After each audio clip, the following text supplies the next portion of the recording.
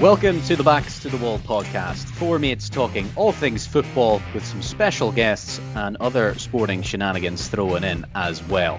On the wall this week, we'll be looking at our top 5 greatest ever Backs to the Wall performances and also having a look at the lockdown accumulator. Plenty of football still going on during COVID-19 with action from Belarus, Nicaragua and Tajikistan. So before we get into all of that, let's introduce the team. First of all, I'm Michael, a bit of a journeyman fan. Then we have Andrew. Hello, my name's Andrew. I support Sunderland. I have a season ticket there. And I've got the pleasure of watching them most weeks. Then we have Jamie. So, I'm Jamie and I support another great team, Partick Thistle. So Andrew and I have a good bit in common about how poor our football sides are. And last but not least, Scott. Hello, I'm Scott. I'm a Rangers fan and also a Lawn Bowls legend. Sorry, what? I'm a Rangers fan and also happen to play the best sport in the world, bowls.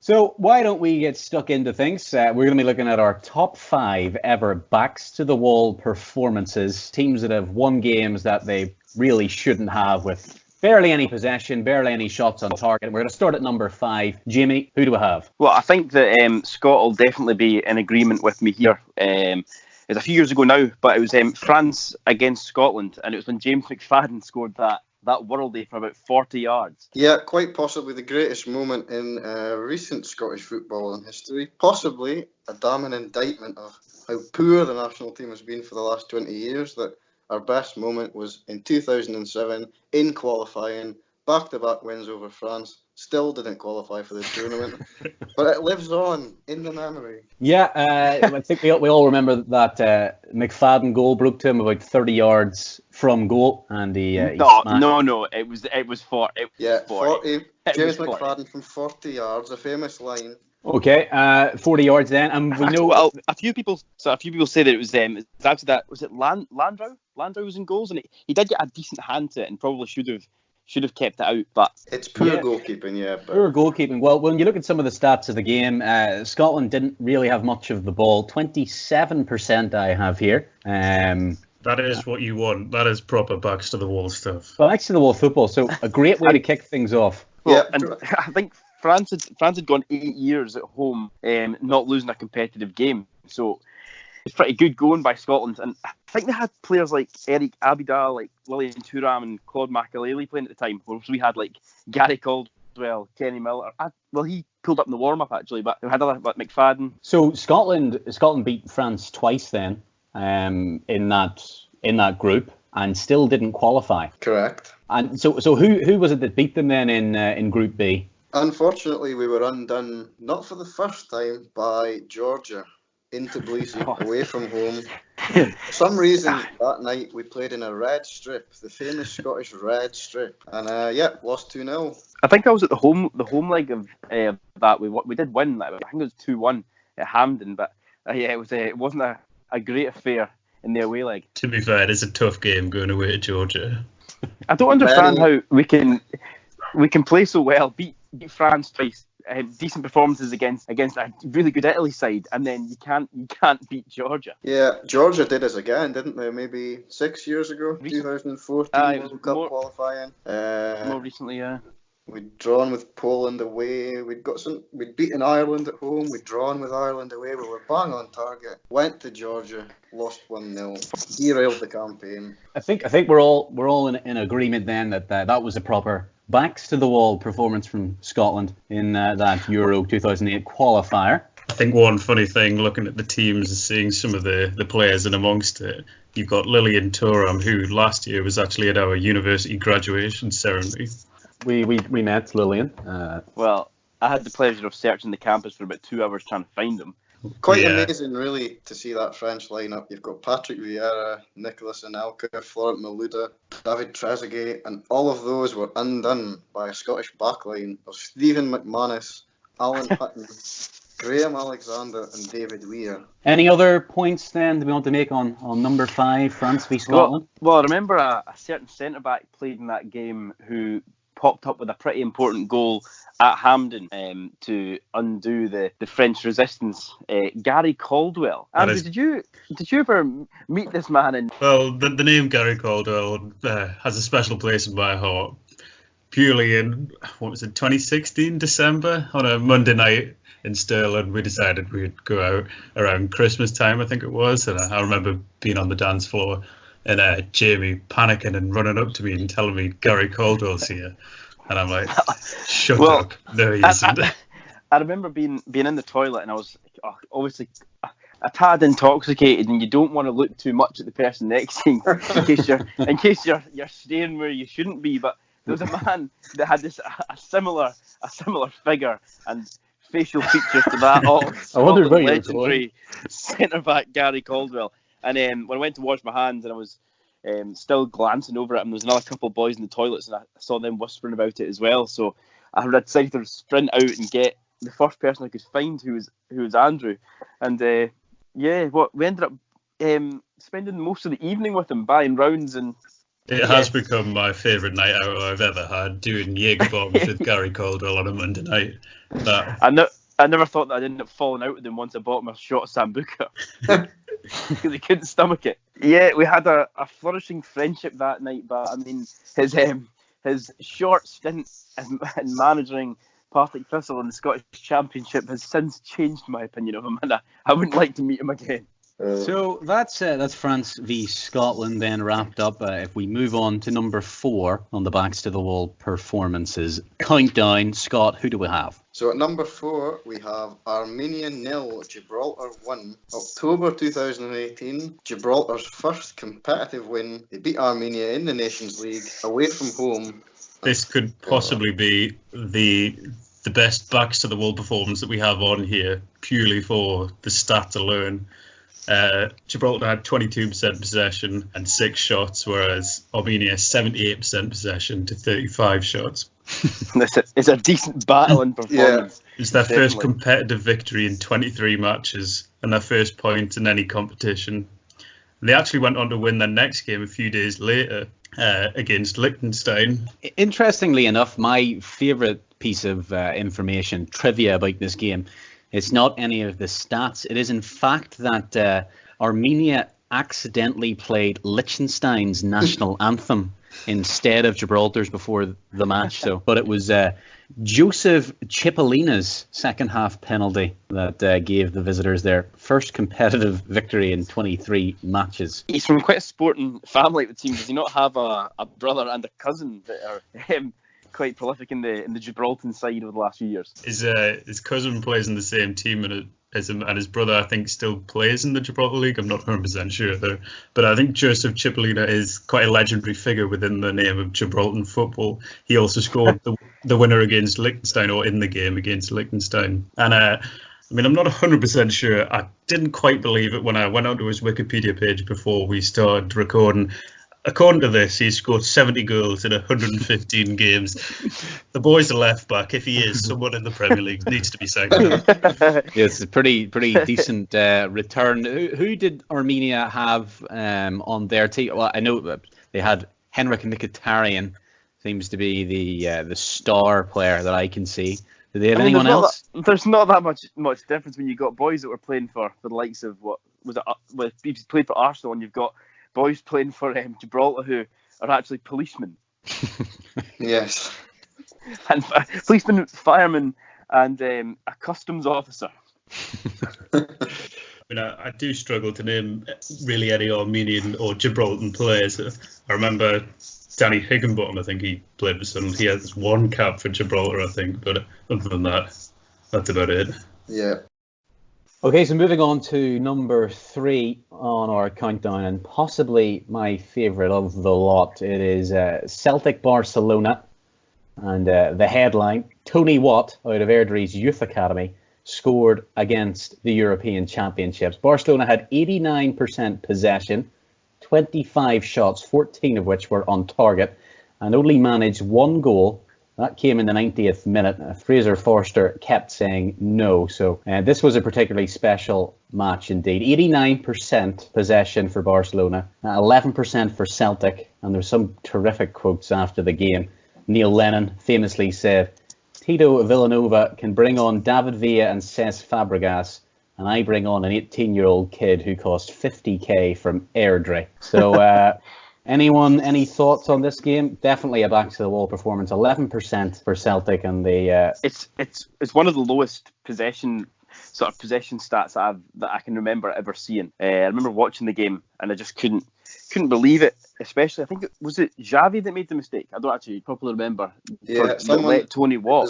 It was just a long ball forward from Fraser Forster, wasn't it? And I think you're right. I think it was Xavi that slipped. Tony Watt ran through, scored the famous goal, and well, he's never really been seen since, has he? But it was some finish though. Some finish for an 18-year-old. I don't think he could have 100 of those, and he wouldn't finish any of them as well as that. But the Messi, Xavi, Piqué, Iniesta, and Celtic, you had the likes of Georges Samaras, Chris Commons, and Charlie Mulgrew. So definitely have a bit of a habit though of finding good players. I mean, Victor Wanyama, I'm sure he scored the opener for Celtic that night. He did, yeah. I think it was a header, yeah. Good history of finding good players and dealing them to Southampton. But I was thinking that scoring against Barcelona was probably a big curse for Tony Watt, because, as we say, he never really made it at Celtic, and he's been a bit of a journeyman. I remember I think it was at Charlton down in England. He's had spells in, I think it's Bulgaria, Poland, back in Scotland. He seems to have quite a poor attitude, and that's what a lot of his coaches and managers have said about him. He was in Belgium, I think, with Liège, and I think he was essentially booted out of the club for his poor attitude. I think he prefer playing Fortnite. He does live streaming of Fortnite and FIFA, I think, which is. Like, he's probably fell victim to like the hype of the goal. I mean, you look that's what everyone looks upon, and then he was kind of built to be this next thing, and then just never really could make it. So that was number 3. Don't know if any of you else have any other comments. Yes, I've got one more. It's actually quite interesting to see the Celtic lineup from a personal point of view. That 2 of their squad actually were playing for Sunderland last season in League One. You have Adam Matthews who started, and then Dylan McGeoch on the bench. So yeah, if you said it's also a remarkably poor Celtic bench, really, isn't it? We've got Paddy McCourt, who is at best a squad player, John Heron, young player, Tony Watt, young player, Marcus Fraser didn't really make it at Celtic, Dylan McGeoch didn't really make it at Celtic, Beran Kayal, really the only experienced player other than McCourt, and the backup keeper Zaluska on the bench. McCourt, the Derry Pelly. The Derry Pelly. Hey, Andrew, how did Adam Matthews and Dylan McGeoch play for your Sunderland side? Well, Matthews never really got a chance until we were in League One. He played all right last year. I mean, I think that was probably more or less his level. I think he's at Charlton now. I don't know if he's playing. McGeoch was one that was disappointing. Like in pre-season, he was like hyped up quite well. We thought we'd got a good player, but for whatever reason, injuries here and there, he just never really got going for us. And it was disappointed. He'd have one good game, then the next game not so good, and then get injured, and then we wouldn't really see him. And then we ended up, I think he just went to Aberdeen for a free, which is kind of the history of our transfer policy at the minute. So number 2 then on the greatest ever backs to the wall performances. Jamie, why don't you take this one? And after this one, maybe we'll look at some of our honourable mentions before we get to number 1. Well, the one I've got here is Portugal against Greece back in 2004. Just because Greece were such they didn't have much of a name in international football at the time. I think it was their only second it was either second Euros or second major tournament, and they stunned everyone by getting all the way to the final. It's actually the only time that the final had already been played earlier in the tournament, as Greece met Portugal in the first round of the group stage, where Greece actually won 2-1, so they'd beaten them already in the tournament. Yeah, this was pretty ridiculous. Greece were 150-1. I believe at the start of Euro 2004, and really in the space of 3 weeks went from no hopers to European Championships. They hadn't won a single game at a major finals, and they go on to beat France, the Czech Republic, and Portugal twice. And whenever you look at the Portuguese team, you had Deco, Figo, Cristiano Ronaldo. He would have been a teenager then, I guess. Rui Costa, and they were all made to look fairly average, especially in that final. The player of the tournament was the Greek captain, Theo Zagorakis, and he actually was a Leicester City reject in the end. Did score a good goal for Leicester against Man United. This one's worth actually taking a look at. It's on YouTube, but he sends Roy Keane for a hot dog. He just clips it past him and then puts it top corner. But yeah, this was a pretty special one. It was Haris Steas, I think, that scored in the final. And he had a bit of pedigree playing for like Ajax and Werder Bremen. Portugal and Greece actually left behind Russia and Spain in their group. They managed to progress in front of those two decent footballing nations. So it's a pretty good backs to the wall story right from the off. Well, they progressed on goals for, which is generally unheard of, because Greece and Spain ended up on the same goals difference. So, I mean, yeah, from the off, it was squeaky bum time. and then just back is that Ronaldo actually gave away the Greece's penalty in their 2-1 defeat earlier in the tournament. So he didn't have the best of displays. Remember, this tournament was played in Portugal as well. So Portugal into the final of their own tournament. Was it at the Stadium of Light in Lisbon? It was, yes. Yeah. A great name for a stadium, I might add. Yeah, played in front of a home crowd. I think the expectation from the Portuguese media and public, even though they'd lost to Greece in the group stage, was that they'd get it right in the final. You look at their midfield attacking three, it's Luis, Figo, Deco, Ronaldo, and yet they were shut out by a Greek team who were defensively solid, very robust, and that's the sort of tactics that they've stuck to ever since. Interesting that Greece have totally fallen off the wagon in international terms. They lost twice to the Faroe Islands a couple of years back.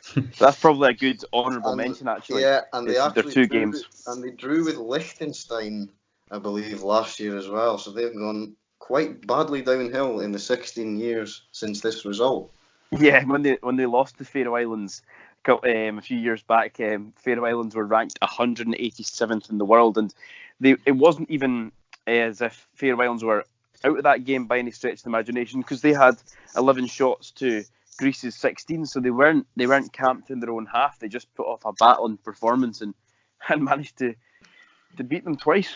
I think when you look at the game itself, it's probably our more controversial backs to the wall performance, as they did have 42% possession. We've been looking at teams having 20%, but generally on a whole for the tournament, you kind of got to include it. Yeah, I think just because of it's a remarkable story, and before we get to number one, the greatest ever backs to the wall performance, why don't we do some honourable mentions? Does anyone else have any other games that they? Wait, I've got a fun fact for this Portugal tournament. So yeah, a nice fun fact for you. Does anyone know who sang the closing ceremony for the games? No, I don't. It was Nelly Furtado. Apparently she's got Portuguese roots. Didn't know that. I just thought that was quite funny. Right, so before we move on to our greatest ever backs to the wall performance, I think we were all fairly unanimous about this one. Does anyone else have any honourable mentions, matches that they would love to have on this list? Well, there's one being in 2016 when Burnley beat Liverpool 2-0. I think they had the lowest possession recorded in the Premier League for a team that won. I think they had 19% possession in and around that. They had 2 shots on target and scored with both of them. It was at a stage where Liverpool were just about developing into their team, but I think by then they had 26 shots in that game. So quite a remarkable start from that game, isn't it? 80% possession for Liverpool, 26 shots on goal, 12 corners, but no goals. 20% possession for Burnley, 3 shots on goal, scored with 2 of them. Who did Liverpool have up front? That's a Liverpool team that had Philip Coutinho was still playing, Daniel Sturridge. Suarez, was he there still? Suarez wasn't there. Firmino was playing. You had Wijnaldum, Henderson playing. Still So, yeah. a decent number of the current Liverpool team were still in this side a few years ago. Dejan Lovren was there, Milner, Lallana, Henderson, Wijnaldum, and Firmino. Origi was on the bench as well. But yeah, probably didn't make our cut due to it just being a Premier League game and not really much being on the line because I think it was early on in the season. Yeah.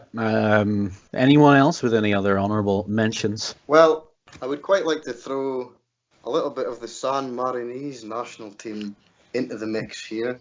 Not well heralded, I'll admit. No competitive wins in their history. However, there was their first competitive point in European Championship qualifying back in 2014. A home game against Estonia, 0-0 draw. And they celebrated that game. If you watch the celebrations, it looks like they have won the World Cup. The first competitive point. The stats from that game, they had 29% possession, which I'd imagine is quite a lot for a San Marino team. A whole 9 shots on goal against Estonia's 16. Held on for a 0-0 draw. The first competitive point, and I think the first. I don't think they've scored one since, actually. But the result for San Marino actually ended their 61-game losing run, which is quite impressive. Quite a long timescale for an international side, bearing in mind they play once every 2-3 months. And any other honourable mentions? Well, I mean, I feel like I just have to throw this one into. No, I just knew this was coming. I just have to throw this one into the mix because it has a lot of what we've been looking for in terms of backs to the wall performances, and it was Northern Ireland against Spain at Windsor Park. It was a Euro 2008 qualifier, and you had a Spain team with Sergio Ramos, Puyol, Xavi, Alonso, Torres, David Villa, Raul, and they were undone by a Northern Irish team who scored 3 times a David Healy hat-trick, and it was just surreal in many ways because the goals got better as they went along. He capped off his hat-trick with a lob over Casillas' head. And I think they had 23% possession or something in the match. And it was that kind of period of Laurie Sanchez glory in Northern Irish football. They also had that 1-0 win over England as well, another famous night at Windsor Park. So for me, that is a backs to the wall performance. 23% possession, and they beat the Spanish 3-2 at home. Well, if we're going to add backs to the wall performances quite close to our heart, I'd like to just throw in when Sunderland beat Man City on New Year's Day in 2013, I think it might have been. Oh no, it might have been 2011 when Ji Dong-won rounded Joe Hart in the last minute of the game. I mean, it was quite sensational. Tevez missed an open goal that game. I mean, Micah Richards hit the ball from about 6 yards out. We got absolutely battered that game. And I remember, I don't know why we weren't there that game, me and my dad, but I remember jumping up in the living room, hugging him and running around the living room after G scored that goal. It was unbelievable. Where's G now? Not entirely sure. He's at Mainz in Germany. He seemed to have got around the German league. I mean, he scored 2 goals for us. He scored against Chelsea and Man City, so not bad teams to score against. But he's got a pretty horrific goal-scoring record wherever he's went, strangely enough. But he's been capped 55 times by South Korea. I mean, that's also one of our transfer policy. You sign a striker that has a horrific goal-scoring record. It can't be any worse than Gary Caldwell's signings at Thistle. So I think then, unless anyone has anything else to add, we are ready to reveal the greatest ever backs to the wall performance. Andrew, why don't you take it away? So at number 1, we've kind of went off the cuff. We went for 2 games, kind of Chelsea's semi-final victory over Barcelona in 2012. So in the first leg, they won 1-0 from a Didier Drogba goal, and they drew 2-2 in the second leg, making it 3-2 for that famous Fernando Torres goal, where we all know Gary Neville's commentary for that. I don't know if Scott, you had a good impression of that. It actually doesn't sound too far. It's quite impressive, actually. I didn't expect that. No, neither did I. But this game is the phrase "park the bus." That's when it's really sticks out in my mind because, I mean, Terry getting himself sent off. The floodgates really should have opened, but Chelsea's defence sort of held on and were really strong, but they were just camped in their own box for almost 90 minutes, right up until they got that break. It's quite an impressive disciplinary record in this game because I think Chelsea had 1, 2, 3, 4, 5, 6, 7 yellow cards and 1 red card. Yeah, I think what made our minds up about putting this in at number 1 is probably the fact that Chelsea then went on and won the Champions League with another backs to the wall performance to beat Bayern Munich in their own stadium. Yeah, it's pretty heroic, and all their games actually, and all their goals that they scored against Barcelona over the 2 legs were actually scored in time added on. So they left it pretty late, but it worked. And also, the point I was wanting to make is that maybe if Piqué hadn't got himself injured in the 26th minutes of that game, that he would have been able to either pop up with a goal or stop Torres from breaking away. Well, Messi missed a penalty in that game, which, I mean, Christ, you never would think about him missing a game in such an important match.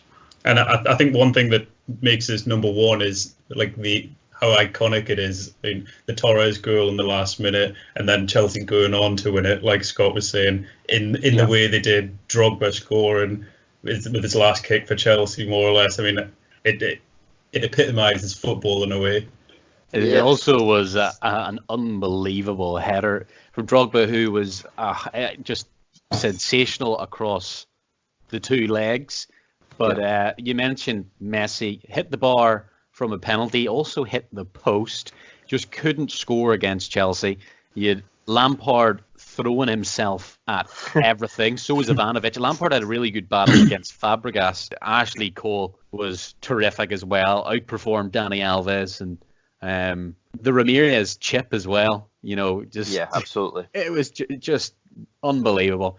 2 unbelievable games of football. I think Torres wasn't on the best of form around that time as well in his career, and I remember when he went round the keeper, I thought that he was gonna miss, but him scoring that goal meant that he was the first Spaniard to actually score against both Barcelona and Real Madrid in the Champions League, which seems quite an incredible statistic. But well, what did they pay? They paid 50 million or something for Torres, and I remember at the time that there was a lot of kind of talk about how that was too much money for him at that stage, and but yeah, he definitely was worth it when you consider that 1 goal, which sends them to the Champions League final. Well, they were probably going to go anyway, and then ultimately they beat Bayern Munich. Also memorable that game for John Terry, sent off of course against Barcelona, ran down to the pitch afterwards, revealing that he'd been wearing full kit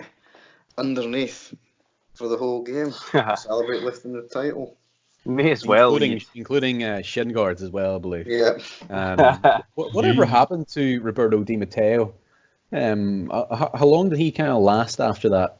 Well, he was sacked the next season. I didn't even realise he got so long. They had 28% possession as well in the game, so proper backs to the wall performance. And as we say, it really, when they go on to win the Champions League, it certainly makes it even more impressive. So we were all pretty unanimous about this one. Our greatest ever backs to the wall performance. It rounds off our feature quite well.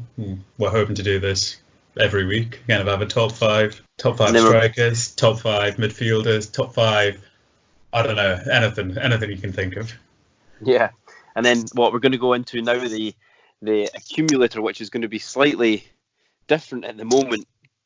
Well, considering there's not much football on around the world. Well, I'd have you know, Jim, there's actually plenty of football for me to get my hands into. And like nothing better than a bit of Belarusian football on my Saturday. Yeah, so I suppose the lockdown, Aka, the way this is going to work, if we've all picked 3 teams, haven't we? Mainly playing tomorrow, maybe Sunday as well, and across the Belarusian, Nicaraguan, and Tajikistanian or Tajikistan leagues. Tajikistani. Tajikistani leagues. I think it's more Tajik. The Tajik leagues. Well, from that part of the world anyway. Who wants to kick off? Well, I think it's probably best known just to say first that our aim for this segment is to do like an accumulator when the football is on. So like pick a team from each of the 4 leagues and then have an accumulator. But at the minute, we only have 3 leagues to pick from, and we're not exactly flush for choice. So who's kicking us off then? I can go. Our resident bookmaker. Yeah, indeed. So I think I found you a bit of value this week. Kicking things off in Belarus, and it's the 1 p.m. kickoff on Saturday, and it is Slutska up against Vitsebitsk. Slutska play at the Stadion Hradsky Arena. Team founded in '98 as Slutska. And I think Vitalia's Pavlov's men, pretty decent value at 4-7. That's going to be my selection from the Belarusian league. Moving on then to Nicaragua, I've gone for Real Eteli. They are unbeaten in their last 3 games. They travel to Chinandega, who have lost their last 2 matches. And Real Esteli are a household name of Nicaraguan football, 13 national championships, and I think at 4-7 as well, they could be decent value. My final leg of the ACA in the Tajikistani higher league, that is Lokomotiv Parnir. They take on Dushanbe 83. They actually lost 7-0 in their first game. Dushanbe, I think they have recently been promoted. So this is a Dushanbe derby, you might say. I think that's the capital of Tajikistan, if I'm right. But yeah, this is a big derby, and I think Sergei Zitsky's men should come out on top. They're 8-13, and a 5 treble returns just under 32 quid. So there's still money to be made in lockdown, and those are my 3 selections.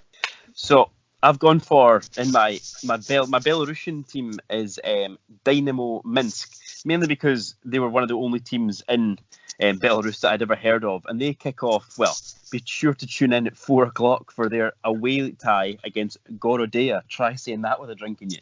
But and then moving over to the famous Nicaraguan league, I've gone a bit safe with this. I noticed that Managua were in pretty good form, and they've only lost twice in their first 15 games. So I've stuck them on. They're on at 11 o'clock on Saturday night, and they're playing Deportivo Las Sabanas. So I think it's safe to say an away win for them. And then I also picked Lokomotiv Pamir from the Kazakh league.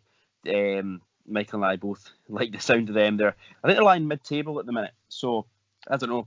My ACA is kind of a bit on the safe side, and a 5 will only return you £15.